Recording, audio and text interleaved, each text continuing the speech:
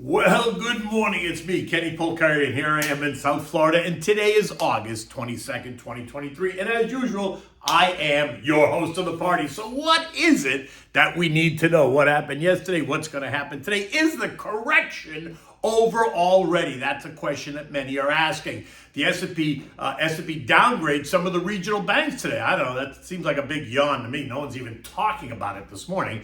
Investors are bracing for NVDA earnings tomorrow night after the bell. And the Jackson Hole Summit starts on Thursday, although JJ presents on Friday morning.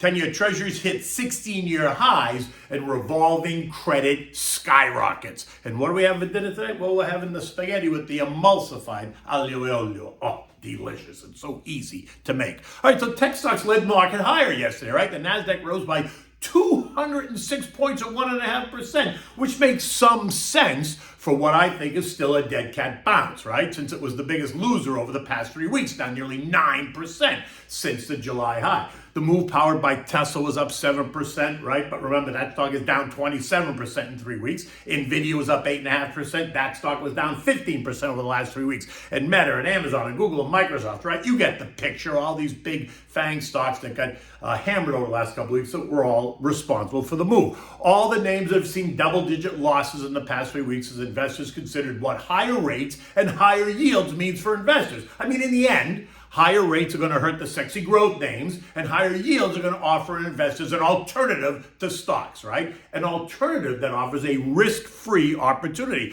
And if you're getting a bit nervous about what JJ is going to say, then risk-free is like music to your ears. The other indexes put in a mixed performance, right? The S&P was up 30 points or 0.7. That's down 5.5% over 3 weeks. The transport's up 4 points. That's down 7% over 3 weeks. The Russell was down 3 points. That's down, which is down 0.2, but that's down nearly 8% over 3 weeks. The Dow lost 37 points or 0.1%, and that's down 4% over 3 weeks, right? This is bond yield surged to levels not seen in 16 years. The 10-year now yielding 4.329%, up from 4.25%. And that is wreaking havoc on the revolving credit card market, right? Auto loans, HELOC loans, payday loans, mortgages, which in turn is wreaking havoc on the family budget.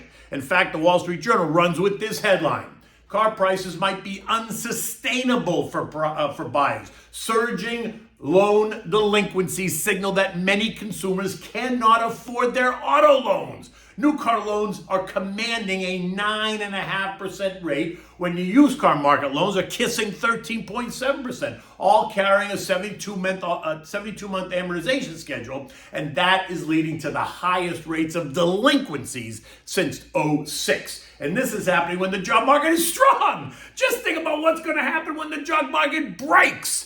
Oh boy, and the average price of a new car is now pushing nearly $49,000, and the average monthly payment is pushing $750 plus, right? So make sure you check your monthly Nordstrom's, Macy's, or Bloomie's bill, because those revolving credit rates are usurious, better than 30%. In any event, the action was a bit of a relief, but it still feels like a dead cat bounce to me. Right? Just not so sure that we can really move much higher from here at the moment, right? It just feels tired to me. And we are in a seasonally weak time of year. We've been talking about that, right? Patience at this moment, I think, is a virtue. Especially if you're already invested, there's no reason to feel like you're missing out, because you're not. Now, it is a big week for stocks and bonds. Tomorrow brings us the NVIDIA news, right? As optimism continues to swirl around what they're going to report. The expectation is for them to report earnings of $2.07 a share. Anything less is going to be a disappointment. And if they don't really beat significantly, my sense it's going to be a disappointment as well. Look, the street is looking for Jensen Huang to wow them and to reignite the tech sector to report something really unexpected surrounding artificial intelligence. Can he do that is the question. Remember, investors have taken NVIDIA up 221% this year. It's trading at a nosebleed valuation and has a PEG ratio closer to 4. Now, in theory, a PEG ratio of 1 represents the perfect correlation between the market value and earnings growth. Ratios higher than 1 suggest the stock is overvalued, while ratios below 1 suggest that it's undervalued. But we are in a different time and space. The world is changing because of artificial intelligence, and NVIDIA sits at the nexus of it all. So Jensen, what say you? We're going to find out tomorrow. And then we got the Jackson Hole Global Central Bank boondoggle, right? The title's so impressive. Structural shifts in the global economy. Expect to hear from the likes of Christine Lagarde, right, the ECB president, Andy Bailey, the Bank of England governor, and any of the other 120 economists and central bankers that have descended on Wyoming. But let's be honest, this is about JJ and what he's going to say on Friday morning. And after last week's FOMC minutes, it's clear that the Fed officials are concerned about significant upside risk to inflation. Right? Now, there were two members that favored doing nothing, which suggests that maybe there's a tiny crack in the foundation. Not a collapse, just a crack. Yet, the majority are still worried about risk to inflation. Now, recent macro data has been confusing. They tell us that prices are coming down. Just tell me where. I'd like to know where prices are coming down. And that wage pressures are subsiding. Again, show me. This morning, American Airlines just announced contract negotiations that include a 21% immediate increase in wages along with other benefits, while other recent union contracts in the upcoming UAW contract suggest even more increases, right? New York City restaurants can't even find dishwashers at $30 an hour. Never mind everyone who's asking you for a tip. So I'm not sure where all that's subsiding. I don't see it at all. On the other hand, the labor market remains strong, and consumers apparently can't stop spending, something that is eating away at JJ as it suggests ongoing entrenched inflation. So I'm just curious, where are we? Clarity is critical. Is the Fed still thinking about pausing? Are they thinking about cutting?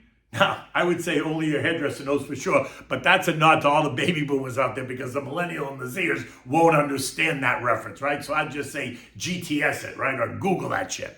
Now, today we're also going to bring up some economic news, right? We're going to hear from two of the nation's 12 Fed regions, the Philly Fed Non-Manufacturing Survey, right? So you think about services, and we are a services economy.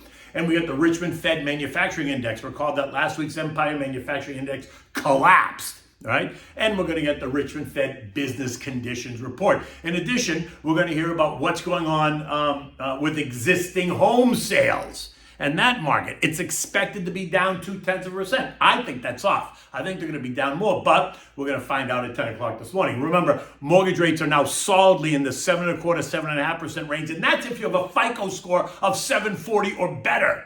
Anything less is going to force higher rates on you. Capiche? Okay, this morning we wake up to news that what? Oh, well, S&P decides to join the party, and they cut some of the nation's regional banks, KeyCorp, CMA, Valley National, UMB, and ASB, right? Noting that the impact of rising rates and deposit moves can significantly hurt these names. But honestly, does anyone really care? No one even seems to be talking about it.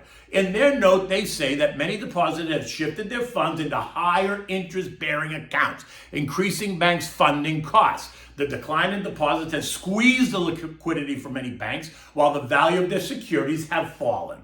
So therefore, that for S&P seems to be an issue, right? The same way it did for Moody's last week, and then Fitch cuts the U.S. Remember that, right? Because last week, Moody's lowered the credit ratings for 10 U.S. banks, right? And warned of more downgrades to come if the pressure mounts, all while Fitch lowered the credit rating on the whole U.S. in late July, that's a whole nother conversation. Again, I ask, what's the point? All three of these agencies sold their souls back in the early part of the century, helping to give birth and rise to the great financial crisis, causing a near global collapse of the financial system. But that's another story as well. So, are the downgrades really anything to get worked up about? Will the regional banks come under some pressure today? Sure, maybe. But could that pressure offer an opportunity for the savvy investor? I mean, think about it. Do your homework. That's what it's about. It's about doing your homework and where can you find some opportunity. Okay, so U.S. futures are higher this morning, right? The Dow's up 80, the S&P's up 16, the Nasdaq's up 80, more NVDA excitement around that, and the Russell's up 3. The action once again suggesting a soft landing is possible. Soft landing then means higher tech prices. I'm still in the bumpy, not so soft landing camp. Another reason, which is why I think it feels a bit toppy here, so I'm playing it safe. Not selling anything, and I'm buying selective defensive names and then putting some money just into the money market fund that's paying me 5%, right? Keeping me completely liquid, right? There's no time risk. I'm not tied up for anything. Remember, you don't have to do anything if you're already invested in a well-diversified portfolio. Give your advisor a call just to discuss it. Talk about how you feel. Talk about what you're worried about, and then tweak your portfolio if you have to. Oil this morning is trading at $80.54, just right around where it's been. The dollar index is holding still at 103.30 as it struggles to continue to advance, right? It's up 4.4% in the last month, and it feels a bit tired as well. And that's causing gold to try to take back some of its recent losses, trading up $8 this morning at 19.31 an ounce, but still well below all the trend lines. European markets are also up this morning, all better than 1%. Again, all of these market centers have been under a bit of pressure over the last 2 or 3 weeks, so a bounce is not unexpected. It's like the calm before the storm. In addition, European investors are also awaiting what comes out of Jackson Hole, because they're going to have their bankers there too, talking about what they're thinking and what their economies are doing. Now, today starts the BRICS summit in Johannesburg, right? The BRICS is Brazil, Russia, India, China, and South Africa, right? And they're trying to become a counterweight to the West, right? Heightened tensions between Russia and the U.S., China and the U.S., Russia and the world, China and the world are all driving forces and play an important part in what many want to see global governance reform and cooperation, right? That everyone hopes will strengthen that bloc, or they hope it will strengthen that bloc and challenge the dollar as a reserve currency of the world. While I am not concerned about it, it is something to be aware of. But this is not a factor in allocation of capital, because I don't play in the emerging market space. I don't see it as so I don't see this event as changing the world anytime soon. But listen, it's out there and people are talking about it. The S&P ended the day at 43.99, up 30 points. The dog days of summer are here. We're in the final 2 weeks of the month, right? We remain in the 42.90, 44.50 trading range, right? Intermediate support and resistance. At some point over the next couple of weeks, you're going to want to see us test lower. We're going to want to test the intermediate support. We're going to see if we hold. That failure to hold, though, will create a whole new level of anxiety for investors. But remember, again, we are in the seasonally weak time of year. This should not be a surprise at all. The only surprise is going to be if JJ suddenly does an about face and becomes dovish, something I do not see. I remain in the camp that we can expect more downside pressure in the weeks ahead. Not a crash, just some downside pressure. So, in addition to all the issues above, tomorrow night also brings us the first GOP presidential debate on the 2024 cycle. Americans are going to have a chance to see if there's any breakouts from this debate. Now, Donald J. Trump is refusing to attend, and he's going to challenge the debate by appearing on Tucker Carlson on Tucker's Twitter space. Expect to hear about how Trump trumped the debate stage by not showing up. Oh boy, is anyone tired of all this? I mean, talk about a banana republic. It's ridiculous what's going on in this country. And that's on both sides. Not just on one side, it's on both sides. Okay, so in any event, do not make emotional decisions, especially, during a time of, the dog days of summer, not a lot going on. The moves can be exaggerated, so be careful, right? Get comfortable with being a little bit uncomfortable. There's no reason, again, to have to do anything. But there's always a reason to do something if the opportunity presents itself. But don't try to force it. It's not necessary.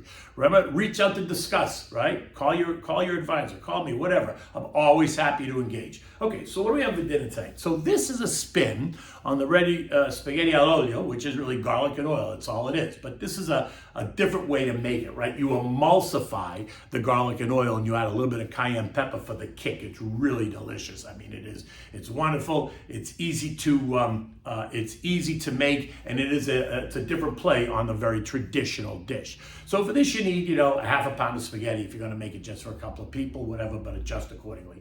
You need 5 cloves of garlic, olive oil, cayenne pepper, which is optional in the end, but that's what gives it the kick. Now start by bringing a pot of salted water to a rolling boil, put it on the back burner, add the spaghetti, and cook it till it's al dente. It probably takes 6 or 7 minutes. In another small pot, you've added water, also bring that to a boil. Toss in the whole garlic cloves and boil for 3 or 4 minutes. So, 5 garlic cloves. Take them out, strain them, and reserve a mugful of that garlic water. Now, in the food processor, add the garlic cloves, add about a half a cup of the water, and then a cup of olive oil, right? And then blend it until it's all emulsified. Now, take that and pour it into a large saute pan that will accommodate the pasta, right? Do not heat it up. Just let it sit in that pan, just so you have room toss the pasta. Now, when the pasta's done, using tongs, take the hot spaghetti out of the pot, put it right into the saute pan, stir it to coat. Now serve it in individual bowls and garnish it with some of the sauce and a dash of cayenne pepper. Not too much, just enough to give it a punch, right? And as always, have a bowl of fresh grated Parmigiano cheese on the table because spaghetti and oil with Parmigiano cheese doesn't get any better than that. Look at this. It's a beautiful day outside. It's going to be hot and humid. We'll probably get the rain shower middle of the day, but it is what it is. In any event, until tomorrow, take good care.